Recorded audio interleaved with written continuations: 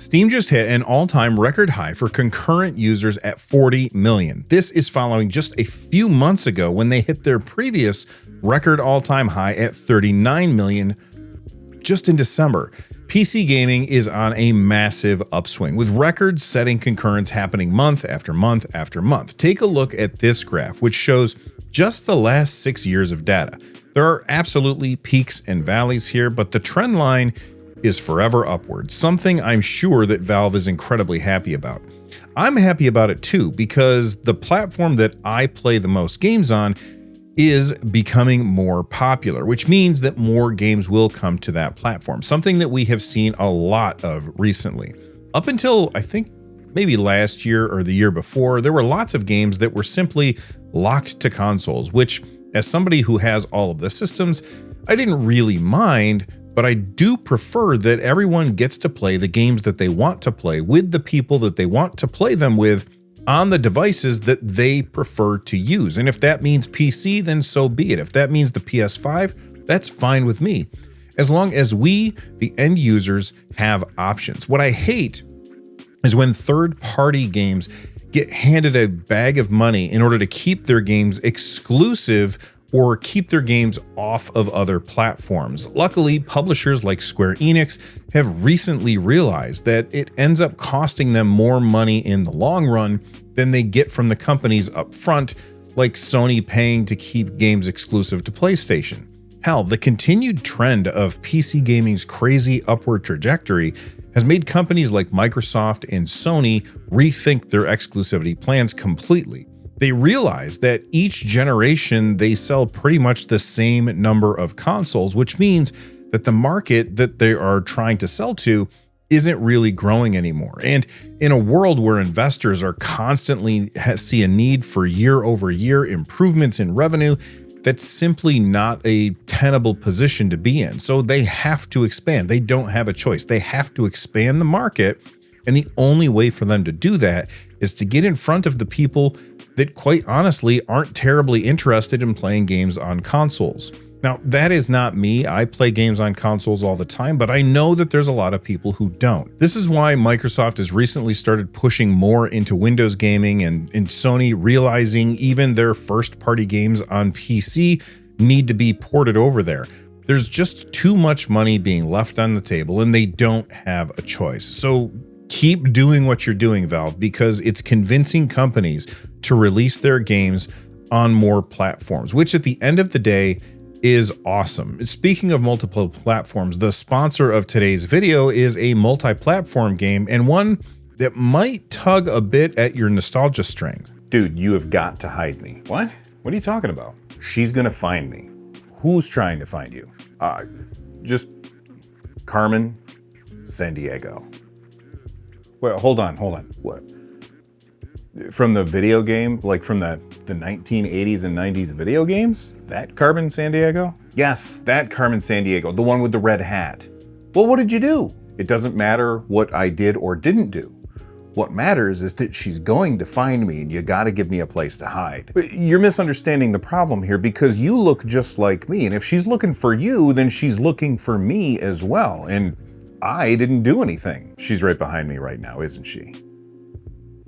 I guess that would have been too cliche. Carmen Sandiego is back. She's got a red hat just like she did back in the day, only this time her goal is to travel the globe from places like Rio de Janeiro to Tokyo, Japan, in an effort to capture agents of Vile, the villain's international league of evil. They're a powerful crime syndicate that specialize in heists and deception, and it's up to Carmen Sandiego to find them. You play as Carmen, and you have to gear up with high-tech tools like her glider, grappling hook, and goggles. It's loaded with mini games, quick decisions, interviewing locals in order to find out more about Vile agents. Some of them are going to lie to you, so you have to make sure to verify your evidence, which is all stored in your CrimeNet database, so you can ID the target and piece together the mystery just like Carmen Sandiego has always been doing. And just like the old Carmen Sandiego games, you have your trusty almanac, which is your go-to guide for real-world destinations. This lets you figure out which leads you can follow in order to predict where your suspect is going to go next.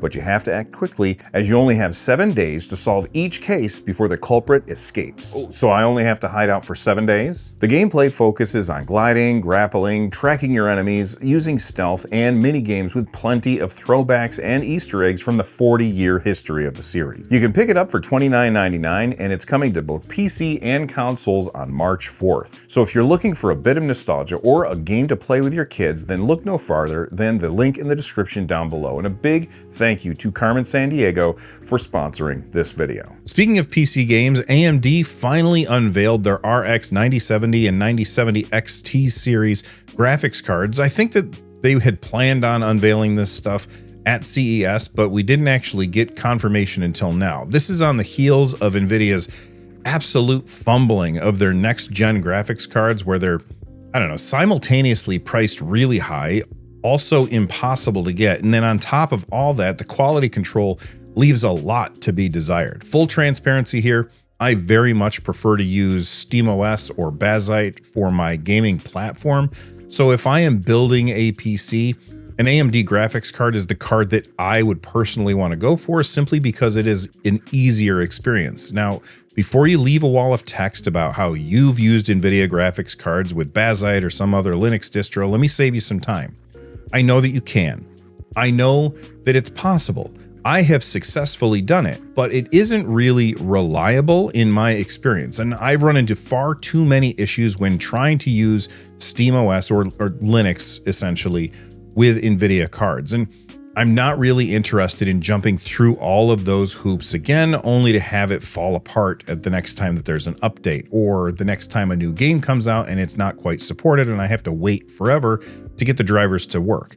So the next PC build for me will not be featuring an NVIDIA card, simply because I don't want to use Windows. But, you know, the AMD cards are also cheaper than the NVIDIA cards, so that's awesome. What's that? You still want to leave a wall of text? I mean, you can, that's fine.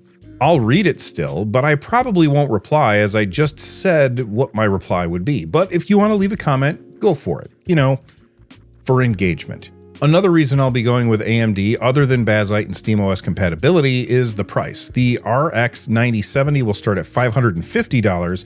The XT starts at around $600. Both of them come with 16 gigs of VRAM, which is great.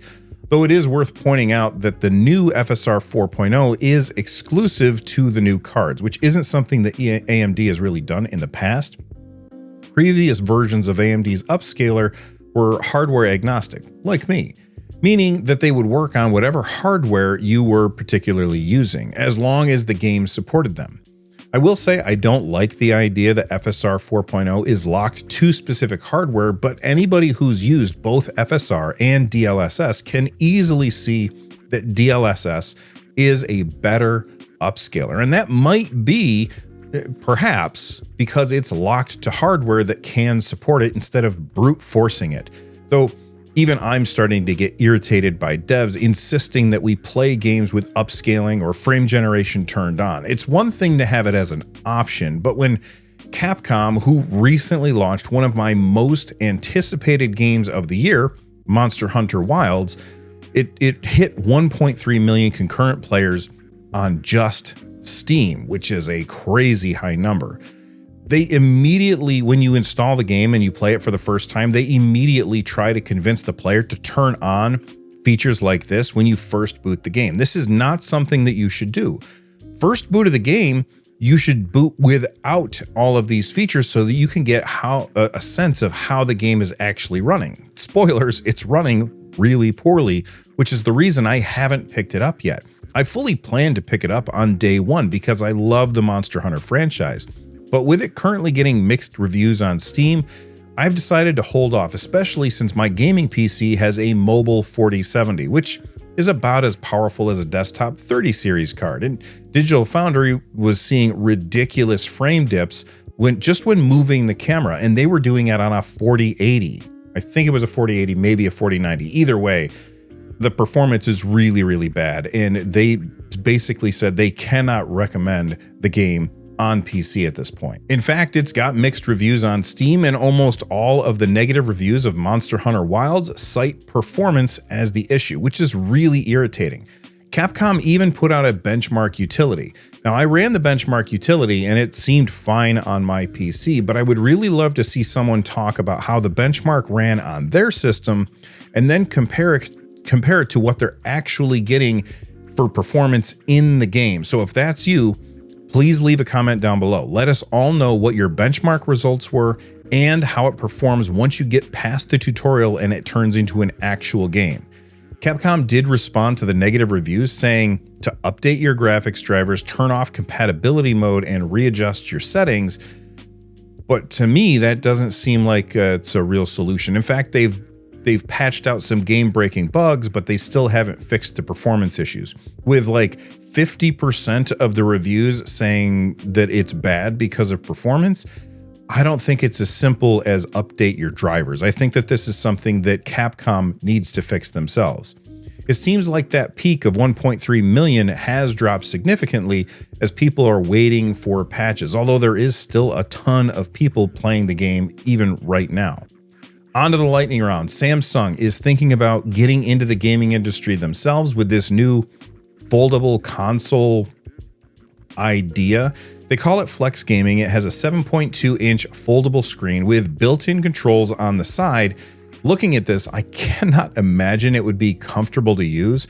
Plus, the D-pad and the face buttons surrounding these little indents for the joystick seem horrible. According to Insider Gaming, no word on if this thing actually works, but I give it about a 30% chance of actually coming to the market. That might actually be too high. Let me know what you think. Do you think that this thing is actually going to come to the market? What percent would you put that at? If you needed more evidence that the suits over at WB have no idea what their audience actually wants, they shut down Monolith last week, along with the Wonder Woman game that they were working on. If you don't remember, Monolith is the studio behind the very cool Shadow of Mordor games, which introduced one of the coolest new game mechanics in recent years, the Nemesis system, which essentially, for simplicity's sake, allowed enemies in the game to remember the encounters with the player. You are probably wondering why you've not seen that in other games since then. Well, that's because they patented it, kind of like Nintendo patented throwing a ball at a character on the screen. So that means other companies can't use that mechanic. Now, Monolith is shuttered following the $200 million failure that was Suicide Squad Kill the Justice League, which WB basically said single-player games were the issue. Then they were going to double down on live service games. This led to WB revenue dropping 29% during Q4 of 2024. I think that the way that WB is looking at video games is right now, I think that they're just looking for a scapegoat for like how they can get tax breaks by, reporting losses. You look at the same thing that they did in the movie industry with, their Roadrunner or their Wile E. Coyote versus Acme Industries movie, where it's a completed movie. And the people who've made it have all said it's a fantastic movie, but instead of actually shipping that movie and letting us watch it, they are just throwing it away and writing it off as a tax write-off. And I think that that's what they're doing here with the video game industry. I certainly wouldn't say that I could do a better job running a video game company than WB does right now, but I think maybe I could.